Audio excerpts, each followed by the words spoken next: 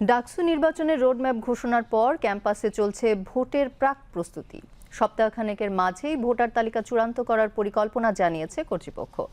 ঢাকা বিশ্ববিদ্যালয়ের ভিসি অধ্যাপক ডক্টর নিয়াজ আহমদ খান বলেছেন, ছাত্র জনতার গণ অভ্যুত্থানের পর জাতির সামনে যে সুযোগ এসেছে তার বড় পরীক্ষা হতে চলেছে ডাকসু নির্বাচন। সবাইকে সহযোগিতা করার আহ্বান জানিয়েছেন তিনি। বিস্তারিত ইকবাল ফরহাদের রিপোর্ট। ডাকসুর যাত্রা শুরু 1922 সালে ঢাকা বিশ্ববিদ্যালয়ের প্রতিষ্ঠার সঙ্গে সঙ্গেই। পাকিস্তান আমল ও স্বাধীনতার পর বিভিন্ন সময়ে ডাকসু ছিল জাতীয় রাজনীতির জন্মভূমি। ডাকসু নির্বাচন ছাত্রদের মত প্রকাশের স্বাধীনতা, নেতৃত্ব গঠনের সুযোগ এবং শিক্ষা প্রশাসনে অংশগ্রহণ নিশ্চিত করে। তাই ডাকসু শিক্ষার্থীদের সব সময়েরই চাওয়া। ডাকসুর যে নেতারা আছে, আমাদের বড় ভাইরা আছে, তারা কিন্তু এই 36,000 স্টুডেন্ট সবাইকে রিপ্রেজেন্ট করে।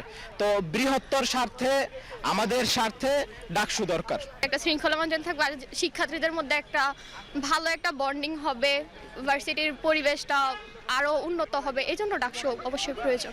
স্টুডেন্টদের যে ন্যায্য হিস্সাগুলো আছে ওগুলো তারা বুঝে নিতে পারবে ডাকসুর কাছ থেকে।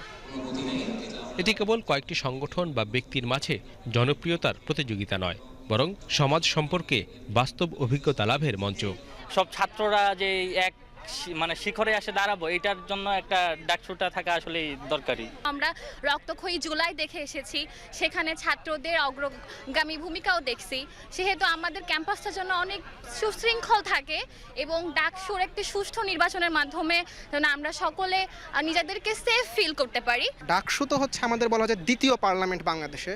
তো আমি মনে করি যে বাংলাদেশে যে প্রথম পার্লামেন্ট নির্বাচনটা হয়তো বা কিছুটা কালক্ষেপণ হতে পারে। তো তার আগে অবশ্যই আমরা ডাকসু যেটা পরিবেশটা আছে এটা সন্তোষজনক পরিবেশ।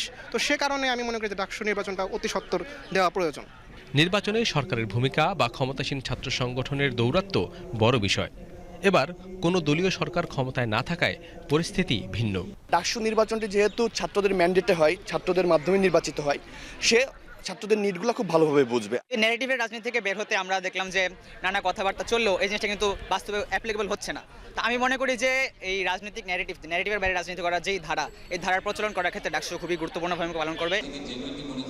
আর এই সময়টাকেই সুবর্ণ সুযোগ হিসেবে দেখছেন সম্ভাব্য প্রার্থীরা। জুলাই আমাদের দ্বারা আমাদের স্টুডেন্টদের মাধ্যমে একটা বাংলাদেশকে নতুনভাবে ভাবনার সুযোগ করে দিয়েছে।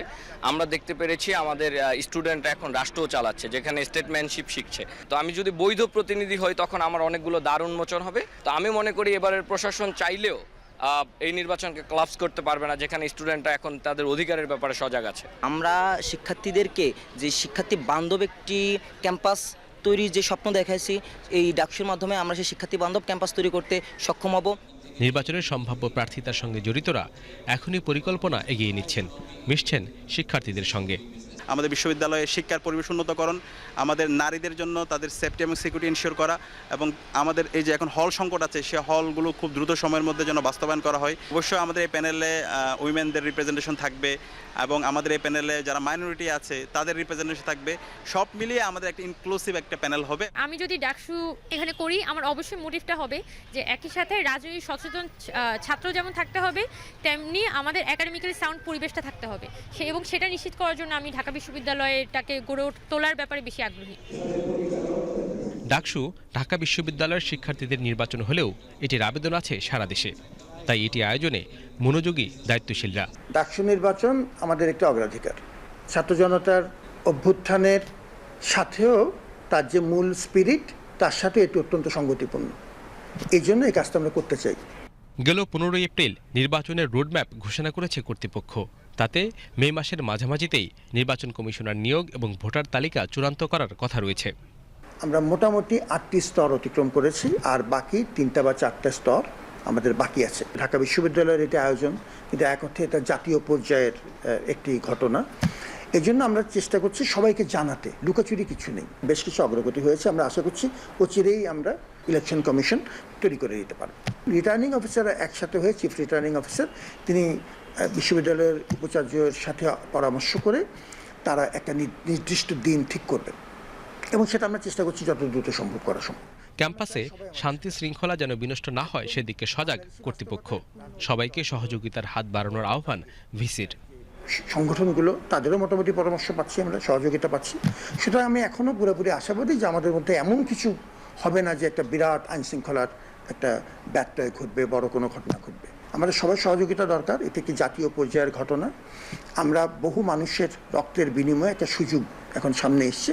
এই সুযোগটুকু আমরা কতটুকু জাতির স্বার্থে কাজে লাগাতে পারবো তার একটা বড় পরীক্ষা হবে এই ডাকসু নির্বাচন। ডাকসু নির্বাচন শুধু বিশ্ববিদ্যালয়ের ছাত্রদের একটি ভোট উৎসব নয়, বরং তা জাতীয় রাজনীতির আগাম ছায়া। একে শক্তিশালী ও নিয়মিত করতে পারলেই একটি সচেতন, নেতৃত্ব দক্ষ ও গণতান্ত্রিক প্রজন্ম গড়ে তোলা সম্ভব। তাই ডাকসু নির্বাচন নিয়মিত ও স্বচ্ছভাবে আয়োজন করা এখন সময়ের দাবি।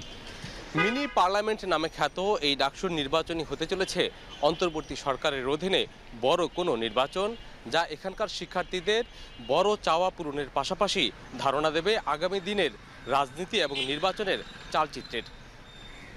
Iqbal Farhad, BTV news, Dhaka.